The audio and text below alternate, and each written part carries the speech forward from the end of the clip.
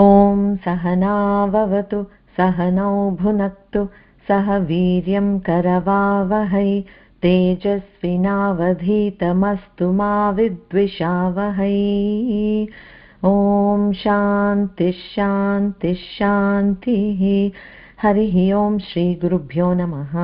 హరి ఓం. ఓం శ్రీమాత్రే నమః. ఓకే, మనము అమ్మవారి నిరాకార స్వరూపం గురించిన నామాలు చెప్పుకుంటూ ఉన్నాము. అందులో ఇవాళ స్టార్ట్ చేసే నామం నిష్కళ. నిష్కళ, శ్రీ నిష్కళాయే నమః. 3 అక్షరాల నామం. కళ అంటే మీనింగ్ ఏం చెప్తారంటే ఇది ఒక అంశము, ఒక భాగము, అంటే ఒక పార్ట్ ఆఫ్ సంథింగ్ అనేదాన్ని కళ అని అంటారు. మరి అమ్మవారు విశ్వాన్ని క్రియేట్ చేసి విశ్వమంతా వ్యాపించి ఉన్న అమ్మ మళ్ళీ ఈ సృష్టిలో ఒక పార్ట్ అని చెప్పలేం కదా. సో అందుకని అమ్మ నిష్కళ, అంటే పార్ట్గా లేనిది. ఓకే, సో ఈ సృష్టి మొత్తాన్ని ఏమంటారు అని అంటే సకలం అంటారు. అంటే ఇట్ ఈస్ పార్ట్స్తో కూడుకుని ఉన్నది. ఎన్ని రకాల విభాగాలు చేయొచ్చు కదా మనం. ల్యాండ్, వాటర్ బాడీ అంటాము, లేకపోతే మనుషుల్లో, లేకపోతే ప్రాణకోట్లలో, జీవరాశుల్లో, అలా ఎన్నెన్నో విభాగాలుగా అవుతూ ఉన్నాయి. అంటే so many things put together మనందరం సకలులం అనమాట. సో ఈ జగత్తు, సృష్టి మొత్తం సకలం అని అంటారు. మనం అందరం అందులో పార్ట్ ఆ జగత్తులో. అలాగా సో మనల్ని సకలులు అని అంటారు. అమ్మ నిష్కళ అవుతుంది, ఎందుకంటే అమ్మ ఇలాగా ఒక పార్ట్ అని చెప్పలేము కనుక. ఓకే, మళ్ళీ ఈ కళ అని అంటే ఏంటంటే అవయవాలు లేదా గుణాలు కలిగి ఉండటం, అంటే ఒక సాకార రూపము, త్రిగుణాలు కలిగి ఉండటము అట్లాగనమాట. సో ఆ అమ్మవారిని సగుణ రూపంలో మనం ఉపాసిస్తే, అంటే మనం చెప్పుకున్న అది కూడా ఒక ఉపాసనే కదా. సాకార రూపంగా ఒక అమ్మవారిని ఒక ఆకారంతో అమ్మ ఇలా ఉంటుంది, ఈ ఆయుధాలు పట్టుకుని ఉంది, అన్ని అలా చదువుకున్నాం ఎన్నో నామాల్లో. మనం అలాగా ఉపాసిస్తే అప్పుడు అమ్మవారు కూడా సకలనే. బట్ అది అమ్మవారి ట్రూ ఫామ్ కాదు. అమ్మ అసలు పరతత్వం అంటే ఏంటి? ఈ నిరాకార నిర్గుణ పరబ్రహ్మ స్వరూపం అన్నప్పుడు అది నిష్కళ అని చెప్పబడుతుంది అనమాట. అమ్మ ఎప్పుడైనా ఒక రూపం ధరిస్తే అది సకల రూపం అని చెప్పుకోవచ్చు. తాత్వికంగా ఆరాధిస్తే మాత్రం అమ్మ ఎప్పుడు నిష్కళానే. ధ్యానం యా నిష్కళా చింత నిరాధార నిరాశ్రయ నతు ధ్యానం శరీరస్య ముఖహస్తాది కల్పన. సో ఇక్కడ మనకి ఏం చెప్తున్నారంటే అసలు సిసలైన భగవతారాధన అంటే ఎలా చేయాలి అని అంటే నతు ధ్యానం శరీరస్య ముఖహస్తాది కల్పన, అంటే ఒక శరీరము, ముఖములు, ఇన్ని హస్తాలతో కూడి ఉంది అని భావించుకుంటూ ఆ సాకార ఆ కల్పనతో ఉన్న ఆకారాన్ని పూజించటం కరెక్ట్ కాదు అని చెప్తున్నారు. ధ్యానం యా నిష్కళా చింత నిరాధార నిరాశ్రయ, నిరాశ్రయమైన నిరాధారమైన ఆ నిష్కళ అయిన అమ్మవారిని ధ్యానించాలి అని అంటారు. లైక్ వి సెడ్, సాధనలో మల్టిపుల్ స్టెప్స్ ఉంటాయి. దాంట్లో మనకి బిగినింగ్లో మనకి ఎప్పుడూ ఒక సాకారమైన ఆలంబన కావాలి. ఆ ఆలంబన దొరికిన తర్వాత నెమ్మదిగా ఇలా తత్వాన్ని అర్థం చేసుకునే ప్రయత్నం చేస్తుంటే జ్ఞానంతో మాత్రమే మనకి అమ్మవారి తత్వాన్ని పొందగలం, అర్థం చేసుకోగలం. సో అప్పుడు మనకి ఆ నిష్కళ ధ్యానం అంటే ఏంటో అర్థమవుతుంది. ఇంకొకటి ఎలా చెప్తారనంటే అంశో నానా వ్యపదేశాత్ అన్యథా చాపి దశకితవాదిత్వం అధీయత ఏకే అని బ్రహ్మసూత్రం అనమాట అది. సో అందులో ఏం చెప్తున్నారనంటే మన అందరివి ఇండివిజువల్, ఇప్పుడు నేను ఒక జీవాత్మ, మీరొక జీవాత్మ, వేరొకరు ఇంకొక జీవాత్మ, అలాగ ప్రతి ఒక్క ప్రాణి ఒక్కొక్క జీవాత్మ అని మనం అనుకుంటుంటే కనుక అలాగా అందరి జీవాత్మలు ఆ బిగ్ పరమాత్మలో ఎప్పుడు బ్రహ్మాండం పిండాండం, అక్కడ అమ్మలో లేనిదే ఇంకెక్కడ ఉండదు. ఇక్కడ ఉంది అని అంటే అది అమ్మలో ఉంది అన్నట్లే అనమాట. సో అలాగా ఈ జీవాత్మలన్నీ ఇండివిజువల్గా కలెక్టివ్ పరమాత్మలో పార్ట్స్ అని ఒకటి ఉన్నాయి అని అనుకుంటాం. బ్రహ్మసూత్రాలు ఉన్నాయి అని చెప్తే అలా అవ్వదు కదా, అనుకుంటాం మనం. ఎందుకంటే మనకుండే అవిద్య వల్ల, మాయ వల్ల మనం ఏమనుకుంటామంటే we are separate being from God. Natural, very natural for all of us to feel that way. Like sir, అది ఉపాసనలో మనకి దానికి తగ్గ జ్ఞానం వస్తే, పరిపక్వత వస్తే కానీ సాధనలో ఆ స్టేజ్కి వెళ్ళలేము. నేను పరమాత్మ డిఫరెంట్ అని అంటే ఇంకా అదే అద్వైత సిద్ధి, అదే మోక్షం, ఇంకా అసలు అల్టిమేట్ అనమాట. కానీ అంతవరకు వెళ్ళనంత వరకు మనం ఏమనుకుంటాము, ఒక అవిద్యలో ఉన్నాము, ఒక మాయ కమ్మేసి ఉంది మనకి. So we associate our cells with this body ఈ జీవాత్మ అంటే నేను, పరమాత్మ వేరు, నాలాగే ఇంకా ఎంతో మంది జీవాత్మలు ఉన్నారు అని మనం అనుకుంటాం అన్నమాట. ఒక నిజంగా మనం వాస్తవంగా అనుకున్నామే అనుకో, పరమాత్మలో మనందరం డిఫరెంట్ పార్ట్స్ అనే ఒక థాట్ ని కొంచెం ముందుకు తీసుకుని వెళ్తే ఇంకా అది అప్పుడు అమ్మవారు పూర్ణం ఎలా అవుతుంది? లేకంటే నిన్నో నన్నో తీసేస్తే అక్కడ అమ్మలో నుండి ఏది తగ్గట్లేదు కదా. సో పూర్ణమదః పూర్ణమిదం పూర్ణాత్ పూర్ణముదచ్యతే పూర్ణస్య పూర్ణమాదాయ పూర్ణమేవ అవశిష్యతే అన్నారు. సో మనం ఎప్పుడు చెప్పుకునే పద్యమే. ఏంటి అని అంటే, ఒక జీవాత్మ పరమాత్మ నుండి కనుక వచ్చినట్లయితే అది ఒక పార్ట్ అవుతుంది. అంటే అక్కడ అమ్మను పూర్ణం కాదు, ఇది పూర్ణం కాదు అని. సో పూర్ణాత్ పూర్ణముదచ్యతే, పూర్ణం నుండి క్రియేట్ అయిన ప్రతిదీ ఇంకొక పూర్ణమే, అంటే ఇంకొక పరమాత్మ తత్వమే. మనం గ్రహించలేకపోతున్నాం, మనం దాన్ని కన్ఫైన్ చేసుకుని వేరు అని అనుకుంటున్నాం. ఎందుకంటే ఒకవేళ నిజంగా పార్ట్స్ ఉన్నాయి అని అనుకుంటే కనుక అది మనకి అమ్మవారు పూర్ణం కానట్లే ఇంకా. So that is not correct అనమాట. మన అవిద్య వల్ల ఒక ఇల్యూషన్లో బ్రతుకుతున్నాం కనుక, ఒక సెపరేషన్ ఉంది జీవాత్మకి పరమాత్మకి అని అనుకుంటున్నాం కనుక వీఆర్ ఎ పార్ట్ ఆఫ్ పరమాత్మ అని అనుకుంటున్నాం. అందుకని మనం సకలులం. అమ్మ అలా కాదు, అమ్మ పూర్ణ స్వరూపురాలు. అమ్మ నుండి ఎంత సృష్టి వచ్చినా అమ్మ ఎప్పుడూ పూర్ణమే.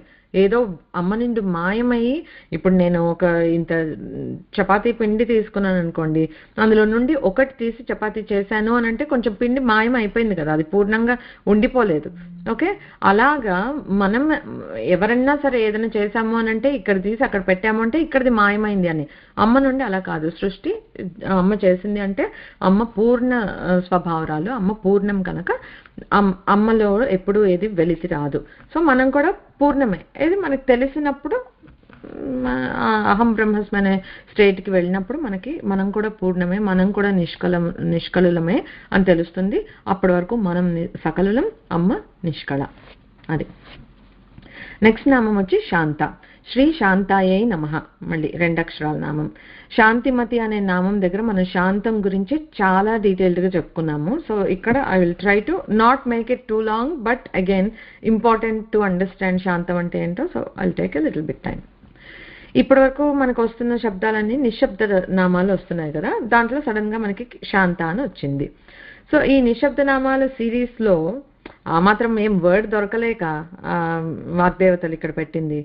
So I want to remind you, శాంతం అంటే మనం చెప్పుకున్నది ఏంటి అంటే, ఎటువంటి అలజడులు, ఎటువంటి ఒడిదుడుకులు, లేకపోతే ఎటువంటి లాభ నష్టాలు, సుఖ దుఃఖాలు, లేకపోతే జయాపజయాలు, ఇట్లాంటి ద్వంద్వాలు ఏమీ లేని ఒక నిశ్చలమైన మనస్థితి అంటే శాంతం. అంటే అక్కడే పెద్ద నెగేషన్ అన్నమాట. అంటే ఏమీ లేవు. ఆ శుద్ధ శాంతమైన స్టేట్ని వర్ణించటం కూడా చాలా కష్టం. సో అది అలా ఏమీ లేని, అక్కడ కూడా లేని ఉంది, ఏమీ లేని స్థితే శాంతం. డెఫినేషన్ అంటే శాంతానికి వేరే ఏదో లేదు, ఏమీ లేకుండా ఉండటమే శాంతం అన్నమాట. సో అలాంటి శాంతానికి పర్సానిఫికేషన్ అమ్మవారు, అందుకని శాంత అని చెప్పుకున్నాం. ఇప్పుడు శాంతం అంటే ఏంటంటే, కాసేపు ప్రశాంతంగా కూర్చుంటాను అని అంటాం మనం కొన్నిసార్లు. కూడా యాడ్ చేస్తాం, అంటే ప్రకృష్టమైన అని ఇంకా యాడ్ చేస్తాం ఆ శాంతానికి. బట్ మన ప్రశాంతం అంటే ఏమని మీన్ చేస్తాము? నిష్కర్మ, అంటే కాసేపు పనులు ఏం చేయకుండా కాలు చెప్పుకొని కూర్చుని కొద్దిగా రిలాక్స్ అయ్యి లేజీగా ఉండి అలా ఏదో టైంపాస్ చేస్తూ ఉంటే దాన్ని మనం శాంతం అని అనుకుంటాం, just because we're not doing something అన్నట్లు. లేకపోతే కొన్నిసార్లు నిరాసక్తంగా దేని మీద ఇంట్రెస్టే లేదు, నాకు ఏమీ చేయాలని అనిపించట్లేదు, అట్లా నిస్సత్తువ, లేకపోతే నిమ్మకు నీరెత్తినట్లు అంటారు కదా, నథింగ్ ఎక్సైట్స్ యూ అనమాట. ఇంకా అసలు అంటే లైవ్లీనెస్ అనేదే లేదు. అలాగా అలసత్వంతో కానీ అలిసిపోయి కానీ అలా కూర్చుని ఉండి, దట్ ఈస్ నాట్ శాంతం. అది మనం క్లియర్గా అండర్స్టాండ్ చేసుకోవాలన్నమాట. శాంతం అనేది ఎప్పుడైనా సరే సాధనతో మనం పొందగలిగే స్థితి. ఎందుకంటే దానికి చెప్పే అది ఎన్నో లేకపోవటం. ఆ లేకపోవటం అంటే ఏంటంటే, సాధనలో ఒక్కొక్క స్టెప్ దగ్గర మనం ఒక్కొక్కటి వదిలించుకుంటూ వెళ్తున్నాం, ఒక్కొక్క నెగటివ్ థింగ్ని వదిలిపెట్టి ముందుకు సాగుతున్నాం కనుక అది శాంత స్థితి. సాధనతో మాత్రమే సాధ్యమవుతుందన్నమాట. నాస్తి బుద్ధిరయుక్తస్య నచాయుక్తస్య భావన నచ భావయతః శాంతిః అశాంతస్య కుతః సుఖం. మనస్సు ఇంద్రియాలు మనం నిగ్రహం సరిగా చేయలేకపోతే కనుక చిత్తశుద్ధి ఉండదు, మనకి భగవద్ధ్యాస ఉండదు అసలు. అంతే కదా, మనసు పరిపరి విధాల పోతోంది అని అంటే భగవంతుడి మీద ఎలా నిలుస్తుంది? చేసే పూజలో చిత్తశుద్ధి ఎక్కడుంటుంది? అవేవి ఉండరు. సో అలా ఉండే స్థితి మనం we're all in that category అనుకుంటాను. ఎందుకంటే మన పూజ దగ్గర కూర్చొని చేస్తూనే ఉంటాం, యాంత్రికంగా పూజ అవుతూ ఉంటుంది. అక్కడ మనసు ఎన్ని ప్లేసెస్కి వెళ్ళిపోయి ఉంటుంది, ఇండియాకి వెళ్ళిపోయి ఉంటుంది, ఆఫీస్కి వెళ్ళిపోయి ఉంటుంది, రకరకాల పనులు చేసేస్తూ ఉంటాము. కొన్నిసార్లు నాకు feel so guilty, I catch my self ఏదో ఈమెయిల్ రాస్తుంటే దాని వర్డ్స్ కూడా నేను కంపోజ్ చేసుకోండి, అలాగే పిచ్చా ఏం చేస్తున్నాము ఏం ఆలోచిస్తున్నాము అని. I think it is very normal. So దానికి మనల్ని మనం ఖర్చు చేసుకోవాల్సిన అవసరం లేదు, కానీ క్యాచ్ చేసి కరెక్ట్ చేసి మళ్ళీ దాని తోక కట్ చేసి తెచ్చి పెడుతూ ఉండాలి. అట్లీస్ట్ నా మనసు అయితే అలా ఉంది. So we have to be very careful, watchful అనమాట. సో అలా జరుగుతూ ఉంటుంది. అలా ఉండే స్థితిలో ఏమవుతుంది అని అంటే మనస్సు ఇక్కడ నిలవట్లే, నువ్వు చేసే కర్మ మీద మనస్సు నిలవట్లే, పూజ మీద. అలాంటప్పుడు భగవంతుడితో మన మనస్సు ఎప్పుడు ఏకం ఎప్పుడు అవుతుంది? చాలా కష్టం. సో అందుకని అవన్నీ వదిలించుకోవాలన్నమాట. ఇప్పుడు ఈ ఇంద్రియాలతోటి వచ్చేది ఇవేవి లేకుండా, చిత్తశుద్ధి లేకుండా, భగవద్ధ్యాస లేకుండా మనం చేసే పని భగవంతుడితోటి మనం ఏకం కానంత సేపు ఏమంటున్నారు? శాంతి అశాంతస్య కుత సుఖం అని అంటున్నారు. అలాంటప్పుడు శాంతి అనేది ఉండదు. ఆ శాంతే లేకపోతే సుఖం లేదు, సంతోషం లేదు. అంతే కదా, ఏదైనా చేసాము అని అంటే ఒక హ్యాపీనెస్ వచ్చినప్పుడు మనము బ్రీఫ్గా అనుభవిస్తాము, శాంతం అనే స్టేట్ని చాలా బ్రీఫ్గా అనుభవిస్తాము. బట్ హ్యూమన్ టెండెన్సీ వల్ల we quickly jump out of that state. ఆ స్టేట్లో ఉండగలిగే అభ్యాసాన్ని మనం చేయగలగటం అది సాధన అనమాట. సో ఏమంటున్నారంటే ఇంకేవి లేకపోతే, అసలు శాంతం అనేది లేకపోతే సుఖం లేదు, సంతోషం లేదు, ఇంకెందుకు అని. So where do we have to start అంటే ఇక్కడ ఈ ఇంద్రియ నిగ్రహము, వాటి బుద్ధిని, ఈ చిత్తశుద్ధిని నిలిపే ప్రయత్నం చేయటం, ఇవే అన్నమాట సాధనలో స్టెప్స్. ఇవన్నీ అవుతాయి. తర్వాత శాంతంకి ఇంకొక మాట ఎలా చెప్పారంటే అంతం. షకారము సుఖము, సంతోషము, శుభము, వీటన్నిటికీ మీన్ చేస్తుంది అన్నమాట, పర్యాయ పదాలు అలాగా. సో అంతం, అంతం అంటే మనం ఏ పని చేసినా ఒక అంతం, సుఖాంతం అవ్వాలనే కదా చేస్తాము. దీనికి ఏదో అవుట్కమ్ ఇప్పుడు బాగోదు అని తెలిస్తే nobody wants to do anything. Outcome బాగుంటుందని అనుకునే కొన్నిసార్లు తప్పులు చేస్తాము, కరెక్ట్ చేస్తాము. ఏదన్నా సరే if we know that the outcome is going to be bad, చేయము, ఎవరూ చేయరు కదా. వి ఆల్ వాంట్ శాంతము, సుఖము, సంతోషం. సో వాటికి ఈ శాంతం ఏంటంటే అమ్మవారి ఉపాసన మనం చేస్తూ ఉంటే ఈ ఉపాసన ఫలితంగా మనం ఏ పని మొదలు పెట్టినా శాంతాన్ని ఇవ్వగలుగుతుంది అని అంటారనమాట. సో అదొకటి శాంతం అంటే. సో మనము ఈ ఇంద్రియ నిగ్రహము అవి చెప్పుకున్నాం కదా, దానికి ఒక మంచి ఎగ్జాంపుల్ చెప్తాను మనకందరికీ అర్థమయ్యేటట్లుగా. రాత్రిర్గమిష్యతి భవిష్యతి సుప్రభాతం భాస్వానుద్వేష్యతి హసిష్యతి పంకజశ్రీః ఏవం విచింతయతి కోశగతే ద్విరేఫే హా హంత హంత నళినీం గజ ఊజ్జహార. ఇది ఒక సంస్కృత శ్లోకం అన్నమాట. అది ఇందులో ఒక స్టోరీ ఉంది. ఆ స్టోరీ ఏంటంటే ఒక తేనెటీగ ఉంది. ఓకే, తేనెటీగలు అంటే ఏంటి? తుమ్మెద ఇలా వెళ్ళి తేనెని తీసుకోవాలి కదా, అది అన్ని పువ్వుల దగ్గరికి వెళ్ళి. సో అలా దానికి ఏం పువ్వు నుంచి పువ్వుకి అలా వెళ్తూ ఆ మకరందాన్ని గ్రోలుతూ ఉంటుంది. తనివి తీరదు ఎప్పటికీ, దానికి ఎంత తీసుకున్నా కూడా తనివి తీరట్లేదు అనమాట. తీరకపోతే ఒక తామర పువ్వు దగ్గరికి వచ్చింది అది. ఓకే, ఆ తామర పువ్వులో ఇలాగా తేనెని తాగుతోంది. దానికి ఎంత తాగుతున్నా చక్క తేనె వస్తుంది, ఎంజాయ్ చేస్తూ. ఆ ఇంద్రియ లోలత్వం మనకి ఎలా ఉంటుందో అలాగా, so bound by drawn by it అనమాట. అది అలా చేస్తూ ఉంటే ఏమైంది, అది గమనిస్తోంది బయట ఏమవుతోంది అని. ఈవినింగ్ అయింది, సూర్యాస్తమయం అవుతోంది. సూర్యాస్తమయం అయితే ఏంటి, ఇప్పుడు ఆ పువ్వు ముడుచుకుపోతుంది. ఓకే, సో అది ముడుచుకుపోతోంది, ఇంకా కొద్దిసేపట్లో చీకటి పడిపోతోంది, అర్థమవుతోంది తేనెటీగకి. అన్నీ తెలుస్తున్నాయి బయట నుంచి. తెలుస్తున్నా కూడా అది మనకి ఒక్కొక్కసారి ఈ ఎట్లా అంటే వీక్నెస్ అట్లాగా ఉంటుంది కదా.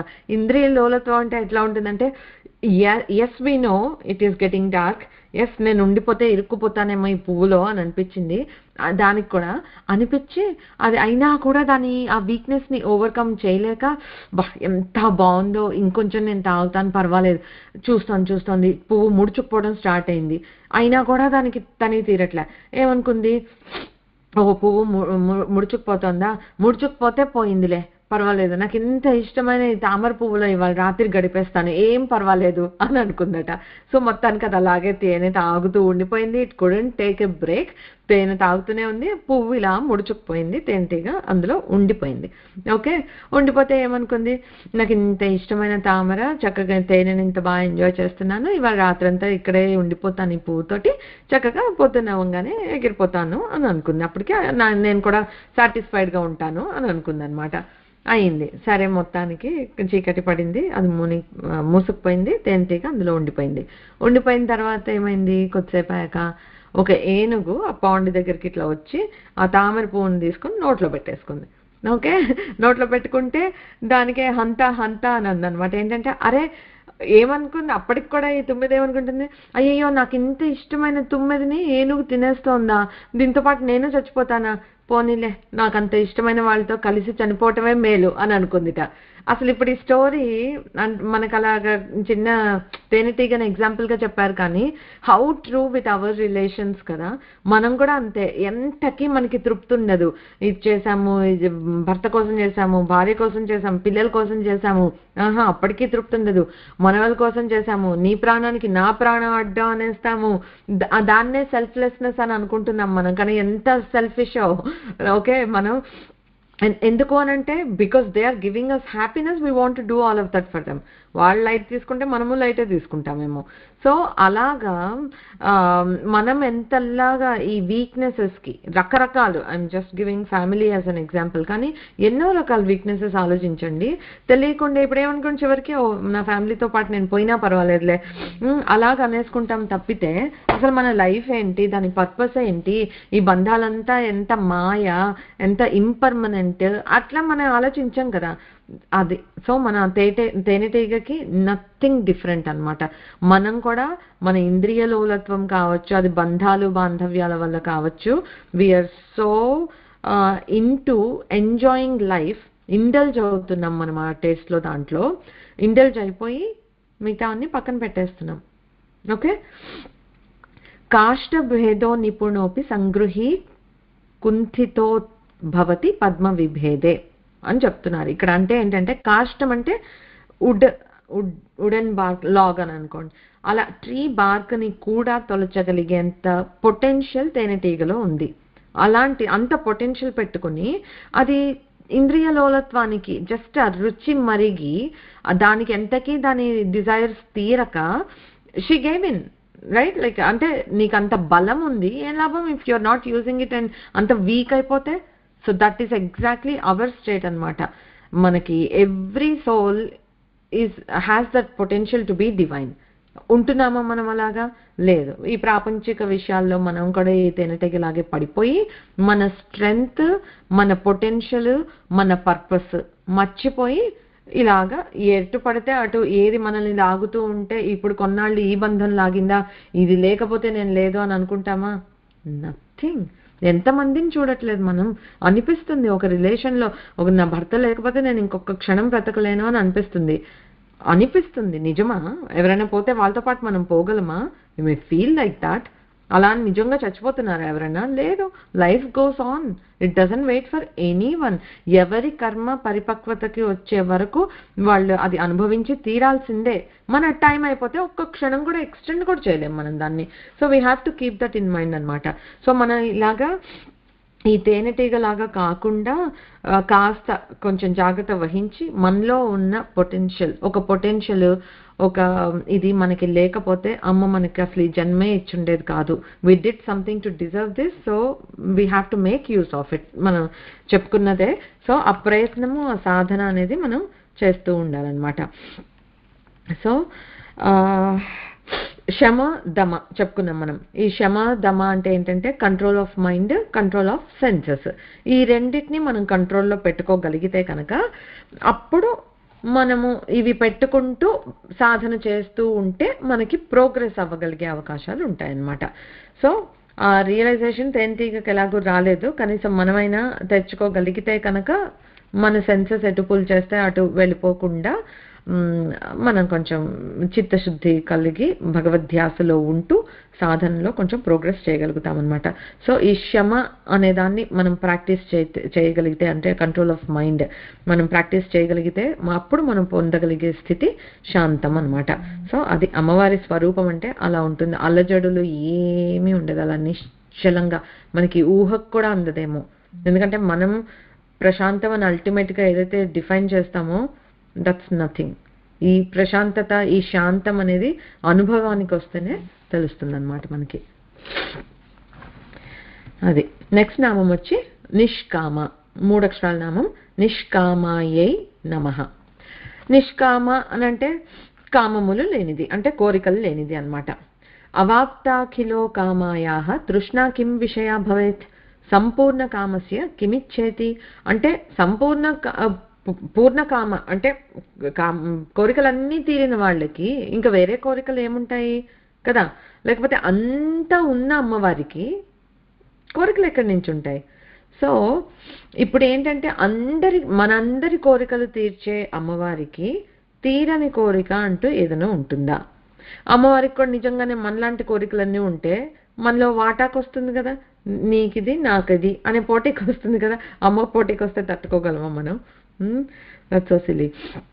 బట్ అమ్మవారు ఇక్కడ చెప్పేది ఏంటంటే అమ్మవారు కోరికలకి అతీతమైనది అని. ఓకే, సో ఎప్పుడైనా సరే మనం గుర్తుంచుకోవాల్సింది ఏంటి అంటే మనకి ఒక కోరిక ఉంది అని అంటే ఏదో కొరత కూడా ఉంది అని అర్థం యూజువల్గా. నా ఇప్పుడు అత్యాశలు అలాంటివి ఉంటాయి, అది కూడా వేరే ఎగ్జాంపుల్. ఓకే, అమ్మవారికి అలా కొరతలు ఏమైనా ఉన్నాయా? కొరతలు ఏం లేవు కనుక కోరికలు కూడా లేవు, సింపుల్. ఓకే, ఇప్పుడు మనం ఏదో నా దగ్గర ఇది లేదు అని అనుకుంటున్నాం కనుక మనకు ఒక కోరిక పుడుతుంది, అది కావాలి అని. అరే నా దగ్గర ఈ కలర్ శారీ ఉంది, ఆ కలర్ లేదు, కోరిక. ఎందుకంటే కొరత ఇక్కడ లేదు. అరే ఈ టైప్ శారీ ఉంది కానీ ఆ టైప్ లేదు, కొరత. అలా కొరత అని మనం ఫీల్ అవుతున్నాం, అది నిజమైన కొరత లేకపోతే కొరతలా మనం ఫీల్ అవుతున్నామా? బట్ కోరికలు యూజువల్లీ వచ్చాయి అంటే ఏదో ఒక కొరత ఉంది అని అనమాట. సేమ్ ఒకే ఉన్న ఎగ్జాక్ట్ సేమ్ శారీ ఇంకోటి ఇస్తే మనకి ఏమైనా కోరిక కలుగుతుందా దాన్ని మీరు తీసుకోవాలని? ఉండదు. ఐ ఆల్రెడీ హ్యావ్ ఇట్ అంటాం, కోరిక లేదు అక్కడ, ఎందుకంటే కొరత కూడా లేదు. అది అలా అనమాట. ఇప్పుడు ఆకలి కొన్న వారికి అన్నం కావాలి, అన్నం తినాలనే కోరిక ఉండటం అది వెరీ వ్యాలిడ్ కదా. అంటే కొరత ఉంది అక్కడ, ఆకలి అనేది వేస్తోంది, ఈ బాడీ బ్రతికి ఉండటం కోసం అన్నం కావాలి. సో అన్నం కోసం కోరిక పడటం అనేది not wrong at all. So అది అంతేగాని ఇప్పుడు 10 కేజీలు బంగారం ఉంది లాకర్లో, ఇంకొక 100 కేజీలు కావాలి అని అనుకునే వాళ్ళని అది కొరత అంటామా, కోరిక అంటామా, అత్యాశ అంటామా? సో అది అసలు ఈ డిస్కషన్కి టాపికే కాదు. Being satisfied and being content, that is more important మనకి ఎప్పుడైనా సరే లైఫ్లో, ఎవరికైనా సరే. సో ఈ సినారియోలో కడుపు నిండాలి అని అనుకోవటం కోరిక, బ్యాంక్ లాకర్లు నిండిపోవాలి అని అనుకోవటం అత్యాశ. సో అది అసలు తీసేస్తాం.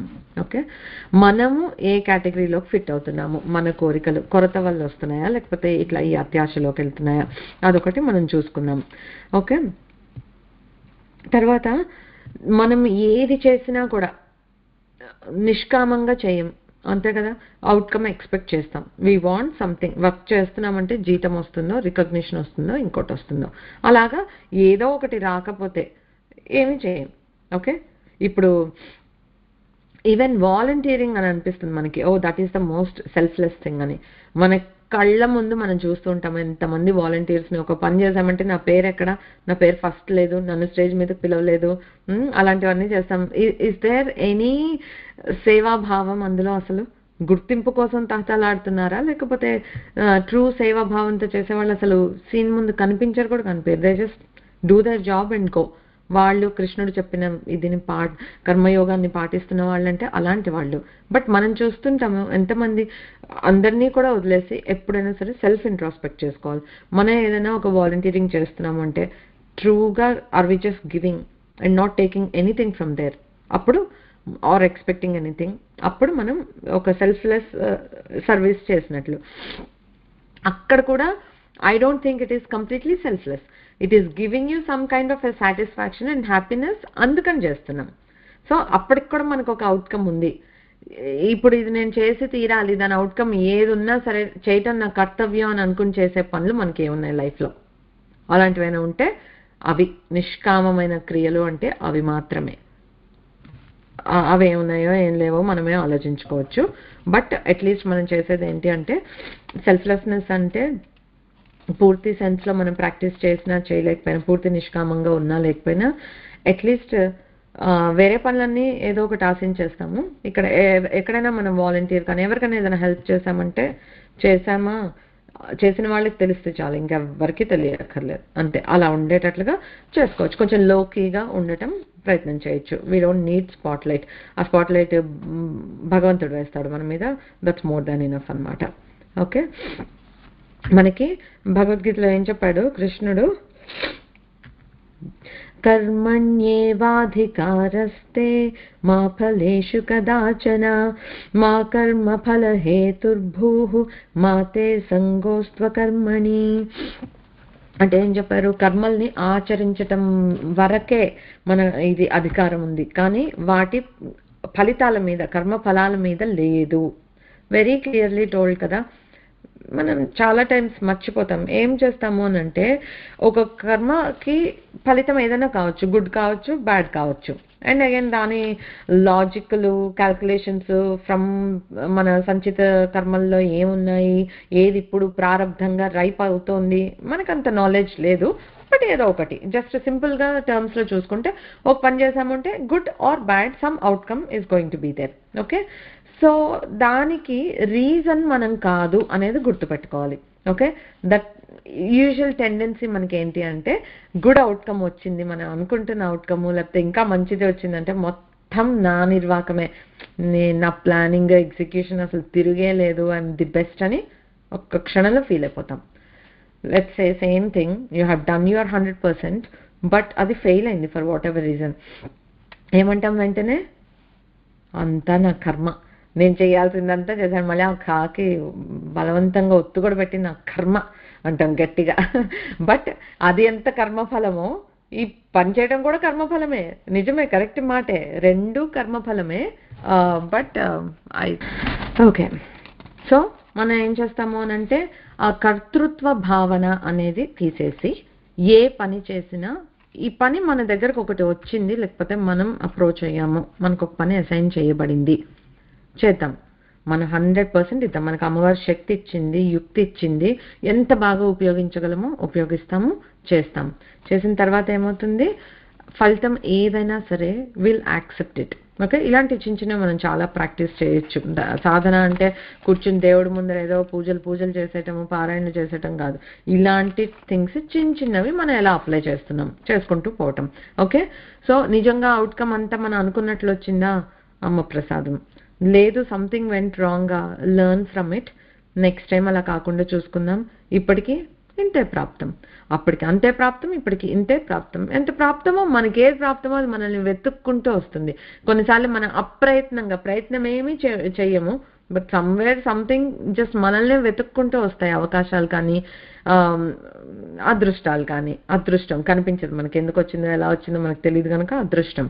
సో అలాంటివి వస్తూ ఉంటాయి అన్నమాట మనకి. అది ఏది వచ్చినా కూడా కర్తృత్వ భావన, అంటే నేను చేశాను. తప్పు వచ్చినప్పుడు కానీ అంతే, మనం కన్వీనియంట్గా ఏం చేస్తాం? తప్పు వస్తే మన ప్రయత్నం మనం చేసాం, కానీ అంతా భగవంతుడి చేతుల్లో ఉంటుంది, మన చేతుల్లో ఏముంది అనేస్తాం. అవునా? అది బాగా అయితే మాత్రం భగవంతుడి చేతుల్లో ఏముంది, నా చేతుల్లో ఏముంది, భగవంతుడిదే అంతా, అలాంటివి అనం మనం. సో ఎంత హిపోక్రెట్స్ చూడండి. అలాగా మనం అలా అనకుండా ఏది వచ్చినా ఈక్వల్గా అది భగవంతుడి ప్రసాదం అన్నట్లుగా ఆ కర్మ ఫలాలన్నింటినీ యాక్సెప్ట్ చేస్తూ ఉంటే వీ కెన్ ప్రాక్టీస్ దట్. అలా చేస్తూ ప్రాక్టీస్ ఎట్లా చేయాలి అంటే మనం యత్ కృతం యత్ కరిష్యామి తత్సర్వం న మయా కృతం త్వయా కృతం తు ఫలభుక్ త్వమేవ మధుసూదన. అంటే ఏంటంటే ఏది చేశానో, చెయ్యబడేది, చేయబడబోతున్నది అంత చేయించేది నువ్వే. ఓకే, నాకేమీ సంబంధం లేదు. You are making me do it. నేను నీ చేతిలో ఒక medium, you are making me do this. So దానికి ఫలితం వచ్చేది ఏదైనా సరే నువ్వే తీసుకో, నథింగ్ బిలాంగ్స్ టు మీ అని చెప్పేసి ఈశ్వరార్పణ బుద్ధితోటి మనం ఉండేటట్లుగా చేసి మన కర్తవ్యాన్ని మాత్రం మనం త్రికరణ శుద్ధిగా ఇది చేస్తే కనుక ఆ నిష్కామ స్థితి అంటే అదే. ఇంకా అప్పుడు మనకేంటి, అవుట్కమ్ మీద ఇంట్రెస్టే లేకపోతే ఎలా ఉంటుంది మనకి? ఏదైనా సరే ఇది చెయ్యాలి అని మనం ఎందుకు అనుకుంటాం? అక్కడ మనకు అవుట్కమ్ మీద ఏమి ఇంట్రెస్ట్ లేదు. ఏదన్నా ఏ పని వచ్చినా అంతే ఈక్వల్గా చేస్తాము అని అంటే మనం దేన్ని వెతుక్కుని ఇది చేయాలి, దీని తర్వాత ఇది చేయాలి, దాన్ని పొందాలి, దీన్ని పొందాలి అనే అవుట్కమ్స్ మీద ఫోకస్ అనేది మనకి మారిపోతుంది. దట్ ఈస్ వాట్ ఈస్ నిష్కామం అనమాట. అంటే దాన్ని ఇది ఏమన్నా కానీ ఇది చెయ్యటం నా ధర్మం, నా కర్తవ్యం, నేను అది చేస్తాను అని అనుకోవాలన్నమాట. అప్పుడు మనం కూడా నిష్కామ స్థితికి ఎదగగలం. Like I said, we all have potential, we just have to work on it అన్నమాట. అయితే ఇక్కడ అమ్మవారి నిష్కామ అని చెప్పిన తర్వాత మనం ఎన్నోసార్లు పరమాత్మ గురించి చెప్పుకునేటప్పుడు ఏమని చెప్పుకుంటాం? సత్యకామ, సత్య సంకల్ప అని చెప్పుకుంటాం. అంటే ఒకటి కోరిక ఉన్నా, ఒక సంకల్పం ఉన్నా వెంటనే అది ఇది అయిపోతుంది అంతే. నువ్వు అనుకోవటమే తడువు, అయిపోతుంది, అయి తీరుతుంది, తిరుగులేదు ఇంకంతే. అందుకని సత్యకామ అంటే అమ్మకి ఏదైనా కోరిక వచ్చింది అంటే అది అయి తీరుతుంది. మనకి కోరికలు ఉండొచ్చు, ప్రయత్నం చేయొచ్చు, అది అవ్వచ్చు, అవ్వకపోవచ్చు, అలాంటిది ఉంటుంది. కానీ అమ్మవారికి అలా ఉండదు. సో సత్యకామ అన్నారు. మరి అలా సత్యకామ అంటే మరి ఇక్కడ నిష్కామ అంటున్నారు, దానికి ఏంటి అని అంటే మనము గుర్తుంచుకోవాల్సింది ఏంటంటే ఈ సత్యకామ అనేది state of mind. Just like సచ్చిత్ ఆనందం లాగా ఈ సత్యకామ అనేది ఒక స్టేట్ లాగా భావించాలి. ఎలా అంటే ఇప్పుడు ఒక సూర్యుడు ఉన్నాడు అని అంటే ఇప్పుడు నేను బ్రైట్గా ఉండాలి అని పెద్ద ప్రయత్నించక్కర్లే. ఆయన స్వభావం itself it's always there.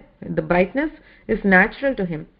అలాగా అమ్మ కూడా మనలాగా ఒక కోరిక అనుకోవటము, దానికి ప్రయత్నించటము అంత అవసరం లేదు.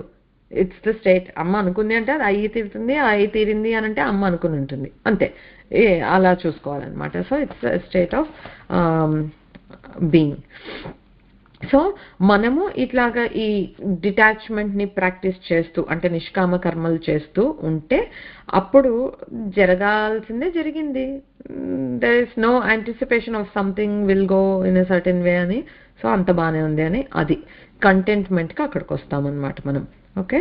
సో ఇప్పుడు ఈ సత్యకామ అని ఒకటి చెప్పుకున్నాము. అమ్మవారికి ఇంకొక కైండ్ ఆఫ్ కామం ఉంటుంది. ఇప్పుడు కామాన్ని 2 టైప్స్గా చెప్తారు. ఒకటి అల్పకామం, ఇంకోటి మహాకామం. మనకందరికీ ఉండేవి అంటే ఒక కోరిక తీరితే ఇంకో కోరిక వచ్చింది, అలాంటివన్నీ అల్పకామాలన్నమాట. సో మన అల్పకాములం. అమ్మవారి కామం ఎలాంటిది అంటే ఒక సృష్టి చేయాలి అని అనుకునే సంకల్పము అలాంటిది అనమాట. సో ఒక కామేశ్వరుల కామం ఏదైతే ఉంటుందో సృష్టి చేయాలి అని దాన్ని మహాకామం అని అంటారు. ఆ సృష్టి కార్యం అయిపోయాక మళ్ళీ అమ్మ ఒరిజినల్ స్టేట్ ఏంటి? నిష్కామ స్థితి. దానికే వెళ్ళిపోతుంది అనమాట. అది నెక్స్ట్ నామం వచ్చి నిరుపప్లవ. 5 letters నామం. శ్రీ నిరుపప్లవాయై నమః. ఓకే. ఇక్కడ ఉపప్లవము లేనిది. నిహి ప్లస్ ఉపప్లవము అంటే ఉపప్లవము అంటే ఏంటో చూద్దాం. మల్టిపుల్ మీనింగ్స్ ఉన్నాయన్నమాట. నాశనం. ఉపప్లవం అంటే నాశనం, డిస్ట్రక్షన్. ఓకే. సో నిరుపప్లవ అని అంటే నాశనం లేనిది, ఒకటి సింపుల్. సెకండ్ ఉపప్లవము అంటే రకరకాల ఉత్పాతాలు, ఉపద్రవాలు ఇవన్నిటినీ రావటం. సో ఫర్ ఎగ్జాంపుల్ తోకచుక్కలు రాలిపోయాయో, లేకపోతే స్టార్స్ కొలైడ్ అయిపోయాయి, ఓ planet missing, something's happened in galaxies, అటు మనకి ప్లానెటరీ అలైన్మెంట్స్ ఏవో మారిపోయాయి, అలాంటివన్నీ ఈ ఉత్పాతాలకు ఎగ్జాంపుల్. ఉపద్రవాలు అని అంటే ఏదో పాండమిక్లు వచ్చేసేయటం, ఎపిడమిక్స్ రావటము, అట్లాంటి ఉపద్రవాలు. సో ఇట్లాంటివి అది ఒక మీనింగ్ అనమాట. ఉపప్లవం అంటే ఇవన్నీ వస్తాయి. సో దీనికి ఏమని మీనింగ్ చెప్తున్నారు అని అంటే ఇక్కడ ఉపప్లవము అని అంటే హద్దులు ఉల్లంఘించటం, అంటే క్రాస్ అవ్వటం, లిమిట్స్ క్రాస్ అవ్వటం, ఆ ఉల్లంఘించడాన్ని ఉపప్లవము అని అంటారట. ఇప్పుడు ఫర్ ఎగ్జాంపుల్ ఈ ఉత్పాతాలు, ఉపద్రవాలు అని అనుకున్నాము. సో ఫర్ ఎగ్జాంపుల్ ఈ ప్లానెటరీ అలైన్మెంట్స్ లేకపోతే స్టార్స్ కొలైడ్ అయ్యాయి అనుకున్నాము ఎగ్జాంపుల్, లేకపోతే ఒక సునామీ వచ్చింది. ఏమవుతోంది? దానికి ఉన్న బౌండ్స్ దాటి వస్తుంది, ఉల్లంఘించి ఇట్స్ క్రాసింగ్ ద లిమిట్స్ అనమాట. అంతే కదా. ఆ ప్లానెట్కి అసైన్ చేసిన అన్ని ఆర్బిట్స్లో వాటంతటా అవి తిరుగుతూ ఉంటే ఈ కొల్యూషన్ ఎక్కడి నుంచి అవుతుంది? అవ్వదు. సో సునామీ అంటే ఎలా అయింది? ఆ నీరు దానికి ఉన్న లిమిట్ దాటి ముందుకొచ్చి ముంచేస్తోంది, అంటే ఉల్లంఘిస్తున్నాయన్నమాట దాని లిమిట్స్ని. అది ఉపప్లవం. అందుకని ఉపద్రవాలు, ఈ ఉత్పాతాలు అని అంటే ఏంటి? ఏదైనా సరే వాటి లిమిట్స్ని క్రాస్ అయ్యి కలిగించే నాశనం. అల్టిమేట్గా అవి కలిగించేది నాశనమే. విపత్తులు ఏవైతే ఈ ఉల్లంఘన వల్ల వస్తున్నాయో వాటిని ఉపప్లవాలు అని అంటారనమాట. ఓకే, సో అమ్మవారు ఎప్పుడైనా ఉపప్లవం అవుతుందా? అంటే హద్దుల్ని ఉల్లంఘిస్తుందా అమ్మ? అసలు అమ్మకి హద్దులు ఉంటాయా? ఈ అప్రమేయ అమేయ అయిన అమ్మవారికి హద్దు అంటూ మనం పెట్టగలమా? విశ్వం అమ్మ క్రియేట్ చేసింది అంటే విశ్వాన్నే మనం అంతు చిక్కించుకోలేము. విశ్వాన్ని క్రియేట్ చేసిన అమ్మని ఊహించగలమా? మనం మెజర్ చేయగలమా? అమ్మకి లిమిట్స్ పెట్టగలమా? లేదు కదా. సో అమ్మ ఉల్లంఘించలేనిది కనుక నిరుపప్లవ అయిందనమాట. సో అమ్మ పెట్టిన సృష్టి నియమాలు కూడా అంతే. ఇప్పుడు సూర్యుడు ఉన్నాడు అని అంటే సూర్యుడు ఎప్పుడు వేడిగానే ఉంటాడు, అమ్మ పెట్టిన రూల్ అది, దాటడు. చంద్రుడు చల్లగానే ఉంటాడు, అది దాటరు. అలాగా ప్రతిదీ వాయువు దాని అసైన్డ్ డ్యూటీస్ ఉంటాయి కదా, ఆ అసైన్డ్ డ్యూటీస్ అందరూ అవే చేస్తూ ఉంటారనమాట. ఎవరు అమ్మ సృష్టిలో ఏవి కూడా దాటవు. ఓకే, అదొకటి. తర్వాత ఇంకొక మీనింగ్ ఏంటి అంటే ప్లవము అనంటే బోట్. ఓకే, ఉపప్లవం, ఉపవాసం అంటే ఏంటి? దగ్గరగా ఉండటము కదా, అలాగా దగ్గరగా పడవ ఉండటం, దాన్ని ఉపప్లవం అని అంటారు. ఇప్పుడు మనము దుర్గా సూక్తం చెప్పుకుంటాం. దుర్గా సూక్తంలో నావేవ సింధుం దురితాత్యగ్ని అని చెప్తాము. తర్వాత సుతర సితరసే నమః అని చెప్తాం. అంటే తారిణీ శక్తి దుర్గా గురించి చెప్తున్నాం మనము ఈ సంసారం అనే ఈ పెద్ద ఓషన్లో మనకి ఆద్యంతాలు తెలియట్లా, మధ్యలో ఎక్కడో ఉన్నాం, కొట్టుకుపోతున్నాం. Literally that is our state ఇప్పుడు అసలు ఉన్నది. మనకి చాలా బాగున్నట్టు అనిపిస్తూ ఉంటుంది, బట్ మనం ఆ సంసార సాగరంలో పడి కొట్టుకుపోతున్నాం అనమాట. What we desperately need now is ఒక పడవ. ఆ పడవ దొరికితే దాన్ని పట్టుకొని దాన్ని ఎక్కి కూర్చుంటే అమ్మ అలా సునాయాసంగా, ఇప్పుడు మనకు ఒక అలా నిజంగా మనం కొట్టుకుపోతున్న పరిస్థితి వచ్చిందనుకోండి, ఆ కొట్టుకుపోతుంటే ఒక మనిషి వచ్చారనుకో ఎవరైనా తీసుకెళ్ళటానికి, మనల్ని పట్టుకొని వాళ్ళు స్విమ్ చేసి దాటించగలుగుతారా? వాళ్ళ ప్రాణాలు రిస్క్ అవుతాయి. సో మనుషులు చేయలేరు. అండ్ లెట్స్ సే ఒక వుడెన్ లాగ్ వచ్చిందనుకో, ఆ లాగ్ని పట్టుకొని అలా తేలుతూ తేలుతూ ఎప్పటికో చేరుకోవచ్చు ఒడ్డుకి మనం, అవునా? కానీ అట్ ద సేమ్ టైం ఆ లాగ్ని మనమే పట్టుకోవాలి, మన ప్రయత్నంతో గట్టిగా పట్టుకోవాలి. అలసిపోయామని వదిలేమా, మునిగిపోతాం, లాగ్ వెళ్ళిపోతుంది, అవునా? సో అది కూడా ఒక రిలయబుల్ ఆప్షన్ కాదు. మోస్ట్ రిలయబుల్ ఆప్షన్ ఏంటి అంటే చక్కగా ఒక నావ, ఒక నావికుడు వచ్చాడంటే మనం హాయిగా ఎక్కి కూర్చోవచ్చు, వాళ్ళే ఈజీగా మనల్ని దాటించేస్తారు. అమ్మవారు అలాంటిదన్నమాట, ఉపప్లవం. అమ్మ మనకి ఒక పడవలాగా పక్కనే ఉంటుంది. ఈ సంసార సాగరంలో మనం పట్టుకోవాలి, అమ్మ మన పక్కనే ఉంది, మనం అది పట్టుకోవాలి. మనం పట్టుకుంటే చేయి అందించి అమ్మ మనల్ని ఆ ప్లవంని ఎక్కించి చక్కగా సుతర సితరసే నమః అంటే అలాగా చక్కగా తెలియకుండా, కష్టం తెలియకుండా ఈ సంసారాన్ని దాటిచ్చేస్తుంది. ఓకే, సో అలా అన్నమాట ఈ ఉపప్లవము అని అంటే అమ్మ ఇంకొకరికి ఆశ్రయము రక్షణ ఇచ్చేదే కనుక అమ్మ నిరుపప్లవ. అమ్మకి వేరే ఉపప్లవం ఆశ్రయం ఇచ్చేవాళ్ళు, రక్షణ ఇచ్చేవాళ్ళు ఎవరూ లేరు, అందుకని నిరుపప్లవ. అమ్మకి పక్కనే ఎలాంటి పడవలేం లేవు, అక్కర్లేదు. ఎందుకంటే అమ్మే అందరినీ ఒడ్డున వేయగలిగేంత సత్తా కలది కనుక అమ్మ నిరుపప్లవ. బట్ షీ ఈజ్ ఉపప్లవం ఫర్ ఆల్ ఆఫ్ అస్ అనమాట.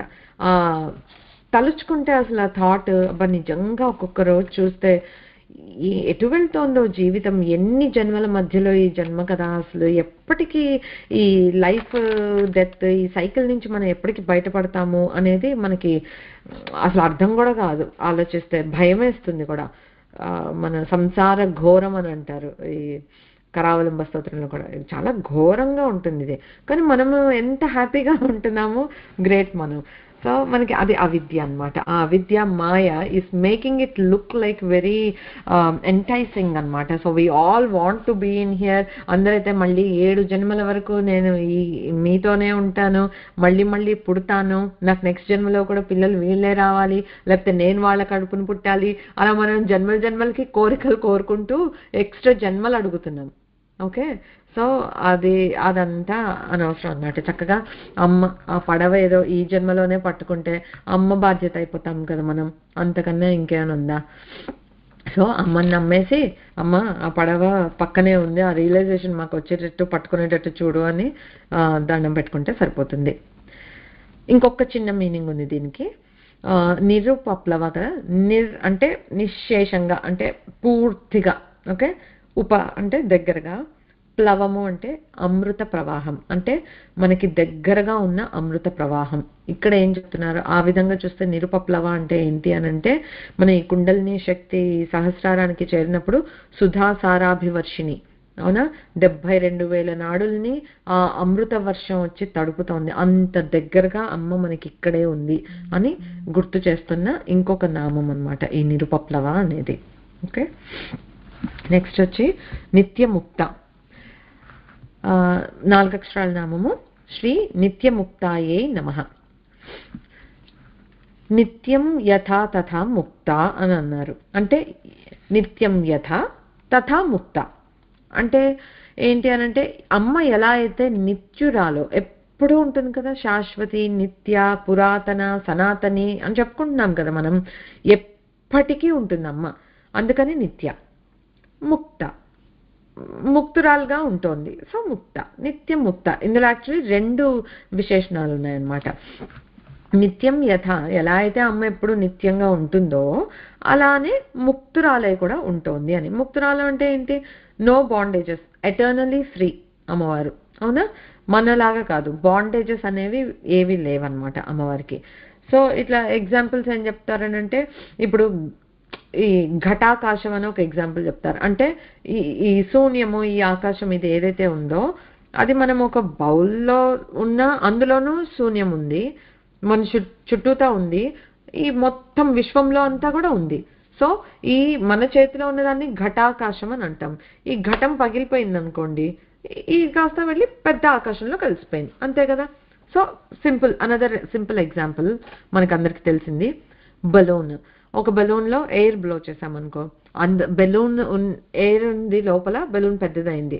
ఓకే, ఆ బెలూన్లో ఉన్న ఎయిర్,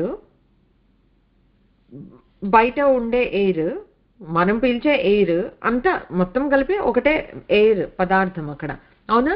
సో మనం వదిలితే ఇది నేను ట్రేస్ చేయగలుగుతున్నాను, నా ఊపిరి ఎక్కడికి వెళ్తోంది, ఎక్కడ కలుస్తోంది, అదేమైనా సెపరబుల్గా ఉంటుందా? లేదు. Once it is out of that, it's in this అనంత విశ్వంలో కలిసిపోతున్నాయి అది ఎప్పటికప్పుడు. సో ఆ బెలూన్లో ఉన్నంత వరకే అది బెలూన్లో ఉన్న ఎయిర్గా అయింది. ఆ బెలూన్ పేలిపోయిందంటే ఎయిర్ ఎక్కడుంది, you can't even trace it, అనంతంలో కలిసిపోతుంది అనమాట. సో మనం ఈ బాండేజెస్ అనేవి మనం అలా పెట్టుకుంటున్నాం, బయట నుంచి బయట చేసే. ఘటంలో ఉంది కనుక ఇది ఘటాకాశం అంటున్నాం. ఘటమే లేనప్పుడు ఉన్నది ఆకాశమే, నువ్వు మధ్యలో ఘటాన్ని తెచ్చి పెట్టావు కనుక అందులో ఉంది. ఇప్పుడు ఉన్నదే గాలే, అది నువ్వు దాన్ని ఇందులోకి బ్లో చేసావు కనుక ఇందులో ఉంది, కానీ నువ్వు అది తీసేసినా కూడా ఉంది, దానికేం డిస్టర్బ్ కాలే. సో సిమిలర్లీ మనం లాస్ట్ క్లాస్లో మట్టి కుండ ఎగ్జాంపుల్ చెప్పుకున్నట్టున్నాం కదా. సో ఇప్పుడంతే, ఆ కుండలు చేస్తాం, రకరకాల కుండలు చేసుకుంటాం, వాటికి పగుళ్ళు రావచ్చు, బీటలు వాడచ్చు, లేకపోతే చిల్లు పడచ్చు, విరిగిపోవచ్చు, ఏదన్నా కావచ్చు, అది కుండకి. కానీ ట్రూ పదార్థం, ద్రవ్యం, ఆ ద్రవ్యం ఏదైతే ఉందో ఆ పదార్థము, దానికి ఏమన్నా అవుతుందా? మట్టి ఈజ్ అగైన్ మట్టి, రా మెటీరియల్ ఈజ్ ఆల్వేస్ రా, మనం మధ్యలో దానికి ఏవేవో ఆపాదించి ఉంటాం. సో అది ఈ ద్రవ్యమైన మట్టి, లేకపోతే అనంతంలో ఉన్న ఆకాశము, ఈ వాయువు, అవన్నీ ఏంటి, ముక్తం అన్నమాట. దేనికి బైండ్ అయి లేవు, ఫ్రీ ఆఫ్ బాండేజెస్ అంటే అదే అనమాట. It is bound temporarily by a balloon because we did that. Now the balloon is gone, దాని నేచర్ ఈస్ ఎటర్నలీ ఫ్రీ. అలాగా ఈ మట్టి అంతే. మట్టికేమీ బాండేజెస్ లేవు. నేను ఇలా ఉంటాను, ఈ షేప్లో ఉంటాను అని మట్టి ఎప్పుడు ఏం అనుకోలే. ఆ మట్టిని తీసి మనం అనుకున్నాం దాన్ని ఇలా చేద్దాం అలా చేద్దామని. సో అది ఉన్నంత వరకు దాన్ని కుండ అంటున్నాం. కుండ పగిలిపోగానే మట్టి అనే అంటున్నాం మళ్ళీ దాన్ని, అంతే కదా. సో అలాగా మనం గుర్తుంచుకోవాలన్నమాట. అమ్మవారి స్థితి ఏంటి అంటే ఆ ముక్త స్థితి. మనం నిజంగా ఒక ఆకారం ఇచ్చినా దానికి కన్ఫైన్ అయిపోదు. ఆకారం ఇవ్వకపోయి విశ్వమంతా నిండి ఉన్నా, విశ్వమంతా ఉంది, that is her. She is not bound by anything. ఇంకా ఇక్కడ బాండేజ్ అని అంటే నాట్ జస్ట్ అంటే ఈ విశ్వానికి సంబంధించింది అట్లానే కాకపోయినా కూడా అసలు అమ్మవారికి ఎటువంటి అంటే టైం బౌండ్ కూడా కాదు, స్పేస్ బౌండ్ కూడా కాదు. సో అలాంటి బైండింగ్ కూడా అసలు లేదు. మనం అలా కాదు కదా, she's omnipresent, omnipotent అట్లాగా అన్నీ చెప్తే మనం అలా కాదు. We're limited to this time. రేపు ఉంటాం లేదు తెలీదు, దిస్ ప్లేస్, ఇప్పుడు ఇక్కడ ఉన్నాము, నెక్స్ట్ కాసేపు అయితే ఇంకో రూమ్లో ఉంటాం, ఇంకో ఊర్లో ఉంటాం, ఎక్కడైనా ఉంటాము. So and we can only be at one place. ఈ టైంలో ఇక్కడే ఉండగలుగుతాం, నెక్స్ట్ టైంలో ఇంకో చోటే ఉండగలుగుతాం. సో అది మన లిమిటేషన్స్ అనమాట.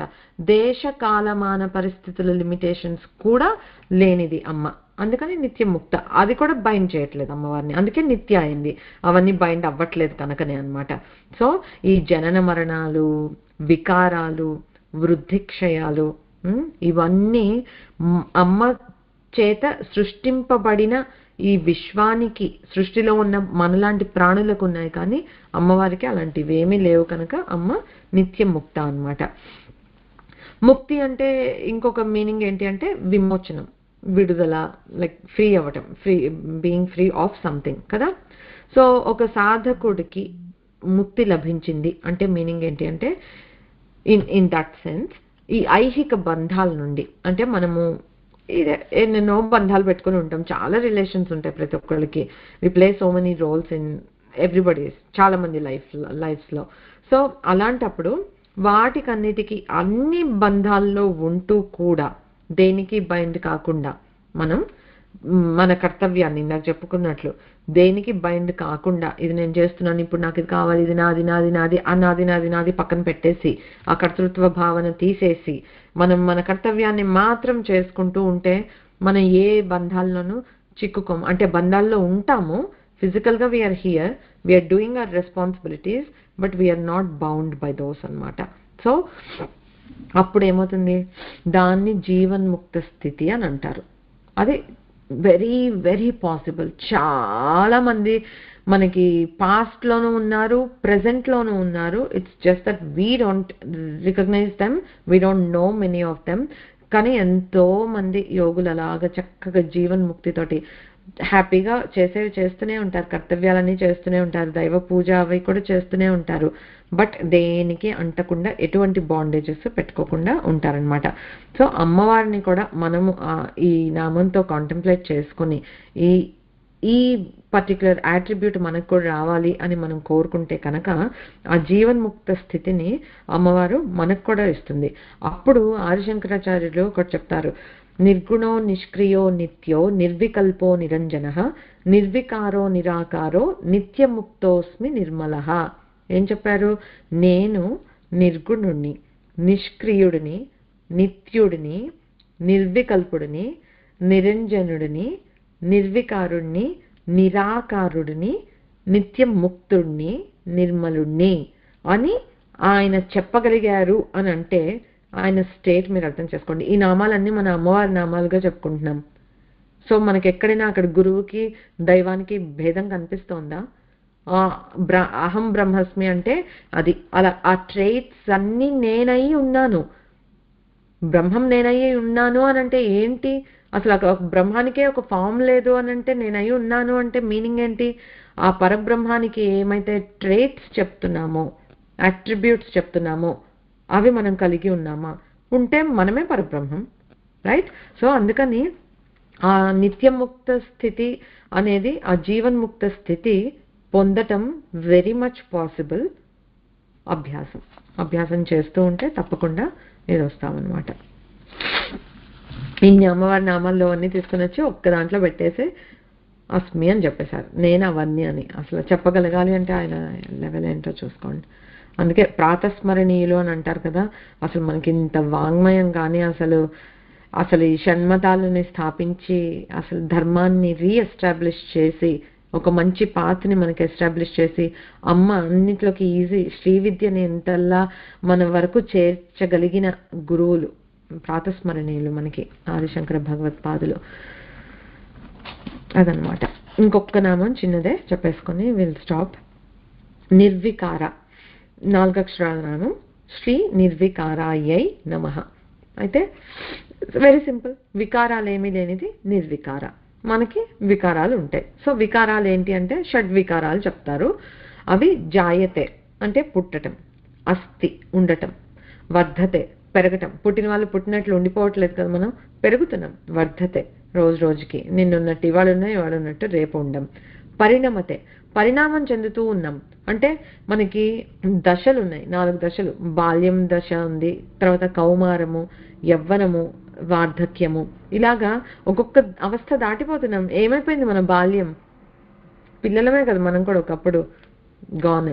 అంటే పరిణమతే చిన్న పిల్లలుగా ఉన్న మనం టీనేజ్లోకి వచ్చాం, టీనేజ్ నుంచి ఇప్పుడు మిడిల్ ఏజ్లోకి వచ్చాము, ఇంకో కొన్ని ఏళ్ళు పోతే ముసలి వాళ్ళం కూడా అవుతాం. న్యాచురల్ అవస్థలు అనమాట. అది పరిణమతే అని అంటే పరిణామం చెందుతూ ఉంటాం. ఎప్పుడు ఇలా ఉన్నట్లు ఇలా ఉండిపోయిన వాళ్ళు ఎవరైనా ఉన్నారా? ఉండిపోతే మనకి బాగుంటుందా? పిల్లలు పుట్టిన వాళ్ళు పుట్టినట్లు ఉండిపోతే బాగుంటుందా? పెరగాలి కదా. That's the law of life. So ఆ పరిణామం అనేది ఎప్పుడు జరుగుతూనే ఉంటుందన్నమాట. క్షీయతే తర్వాత అట్ వన్ పాయింట్, ఇది బాగా మన గుర్తుంచుకోవాల్సింది ఈ రెండే అనమాట. ఆటోమేటిక్గానే జరుగుతాయి, but keep in mind so we can accept. క్షీయతే డిటీరియరేట్ అవుతాం మనం, అవునా?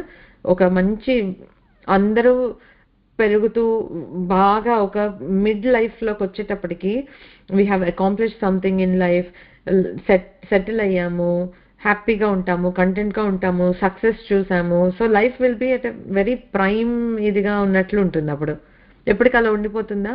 లేకపోతే కష్టాలు పడి సెటిల్మెంట్ ఫేజ్లో ఉన్న కష్టాలు ఎప్పటికీ ఉండిపోతాయా? అది మారింది, ఇది మారింది, ఇది మారినట్లే మళ్ళీ శరీరంలో జర వస్తుంది మనకి. అంటే ఏంటి? రింకిల్స్ వద్దన్నా వస్తాయి, ఒంట్లో ఏమేం రోగాలు వస్తాయో మనకు తెలియదు, ఏ కర్మఫలాలు వెయిట్ చేస్తున్నాయో మన టైం హిట్ అవ్వటానికి మనకు తెలీదు. They're all bound to happen. ఒకప్పుడు మంచిగా వెలిగిపోతూ ఉన్న ముఖం చక్క ముడతలు పడుతూ ఉంటుంది.